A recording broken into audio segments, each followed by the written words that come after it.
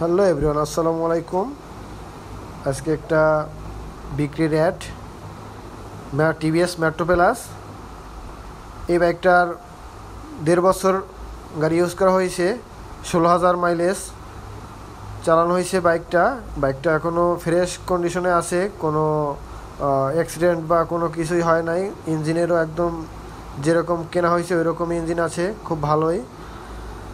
যারা গাড়ি অল্প কম দামে বা নিউ কন্ডিশনের গাড়ি কিনতে চাচ্ছেন তারা যোগাযোগ করতে পারেন। এটার 95,000 টাকা দাম চাইছে।